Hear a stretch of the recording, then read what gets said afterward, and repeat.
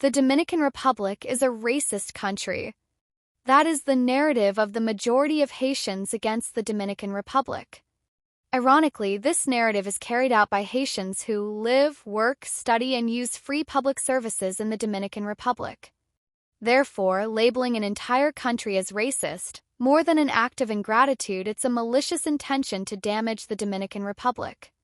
If the Haitians who accuse the Dominican Republic of being a racist country work, live in rented houses, and their children go to school in the Dominican Republic, it is because there are Dominicans people who rents them houses, there are Dominicans give them jobs, and some Dominicans also enrolled their children in Dominican schools.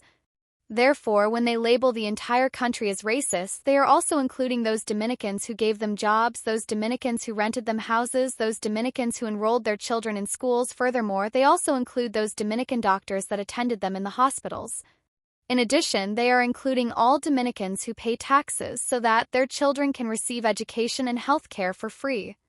Labeling the entire country as racist is nothing but hatred and the intention of harming the entire country. So the Haitians cannot be more ungrateful, more cynical and hypocritical. If Haitians wouldn't have such a malicious intention against Dominican Republic, they wouldn't label an entire country. In other words, that only reveals how cruel, sinister, and manipulating they are, just by how hard they're pushing to make sure they can hit the Dominican Republic. It's so that they would have destroyed it if they could, just like they destroyed Haiti. Everyday Haitians are literally exposing themselves before the world. It isn't just because of some little things that people from all over the world no longer even pay attention to their fake victimhood.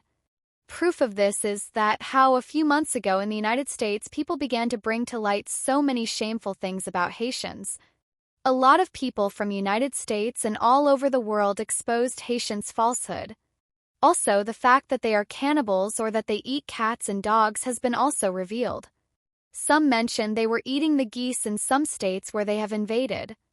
In conclusion, despite that the Haitians have spread out their false narrative against the Dominican Republic, they have shown us how defeated they are, because when they insist or keep pushing so hard on the same narrative, but even when they persist, their plan remains unsuccessful. It's not only because they have lost credibility, but also because their true intention against the Dominican Republic have been exposed and their plan have failed.